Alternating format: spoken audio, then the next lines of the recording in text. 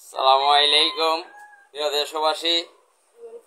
আজকে ফ্যাসিস্ট আওয়ামী শেখ হাসিনার বিচারের রায় ঘোষণা করে যাতে বাংলাদেশে কোনো অরাজকতা, নৈরাজ্য, বিশৃঙ্খলা সৃষ্টি করতে না পারে, এর জন্য ইসলামী আন্দোলন বাংলাদেশ, বাংলাদেশ জামায়াত ইসলাম এবং জুলাই আন্দোলনের পক্ষের শক্তিগুলো সর্বাত্মকভাবে সাহায্য সহযোগিতা করবে আইন শৃঙ্খলা বাহিনীকে, যাতে কোনো রকম নাশকতা করতে না পারে। আমরা ঢাকা মহানগর ইসলামী আন্দোলনের পক্ষ থেকে বিএনএস সেন্টারের সামনে থাকব এবং পুরো ঢাকাতেই আমাদের টিম বিভিন্ন স্পটে থাকবে। বাংলাদেশ জামায়াত ইসলাম থাকবে, এনসিপি থাকবে এবং অন্যান্য রাজনৈতিক দলগুলো থাকবে। আইন শৃঙ্খলা বাহিনী যথেষ্ট সোচ্চারভাবে কাজ করছে যাতে কোনো বিশৃঙ্খলা ঘটাতে না পারে, মানুষের জানমাল, ইজ্জত, আবরুর যেন কোনো ক্ষতি করতে না পারে। এজন্য আমরা রাজপথে পাহারা দিতেছি ইসলাম দেশ ও মানবতার কল্যাণের জন্য।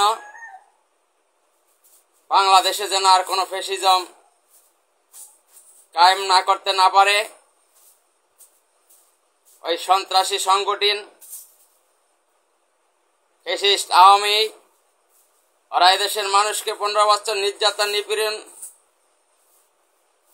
স্টিম রোলার চালিয়েছে।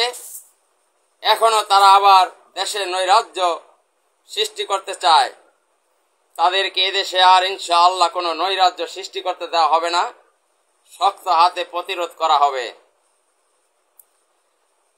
আওয়ামী লীগ স্বাধীনতার স্তম্ভ শেখ মুজিবুর রহমান, স্বাধীনতার স্থপতি বঙ্গবন্ধু শেখ মুজিবুর রহমান, তাকে আওয়ামী লীগ কলঙ্কিত করেছে, তার সুনাম ক্ষুণ্ণ করেছে তার কন্যা শেখ হাসিনা। শেখ হাসিনা হচ্ছে বিশ্বের দ্বিতীয় লেডি হিটলার। তিনি ক্ষমতা পেয়ে সব কিছু ভুলে গিয়েছিলেন। রক্ত পিপাসু এই নারী, তিনি ক্ষমতার মসনদে বসে এদেশে আলেম ওলামা, পীর মাশায়েখ, বুদ্ধিজীবী, সরকারি কর্মকর্তা কর্মচারী, দেশের রাজনীতিবিদদেরকে তিনি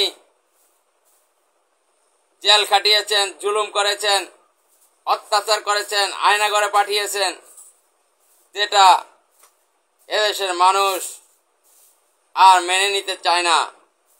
মানুষকে অনেক কষ্ট দিয়েছে জালিম সরকার।